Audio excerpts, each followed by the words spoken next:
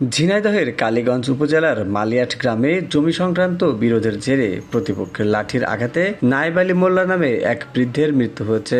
আজ বুধবার 11টার দিকে মালিয়াট গ্রামে এ ঘটনা ঘটে। নিহত নায়েব আলী মোল্লা উপজেলার মালিয়াট গ্রামের আব্দুল মোল্লার ছেলে। স্থানীয়রা জানায়, নায়েব আলী মোল্লার সাথে দীর্ঘদিন ধরে একই গ্রামের ইউনুস আলীর জমি নিয়ে বিরোধ চলে আসছিল। বুধবার সকালে মালিয়াট গ্রামের মাঠে জমি নিয়ে বিরোধের জেরে উভয় পক্ষ বাগবিতণ্ডায় লিপ্ত হয়।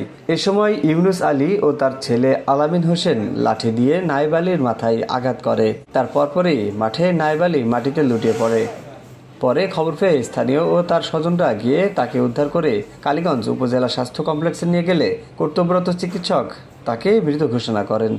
কালীগঞ্জ থানার ওসি শহীদুল ইসলাম হাওলাদার বলেন, খবর পেয়ে ঘটনাস্থলে পুলিশ পাঠানো হয়েছে। এ ঘটনায় এখনও কাউকে আটক করা যায়নি।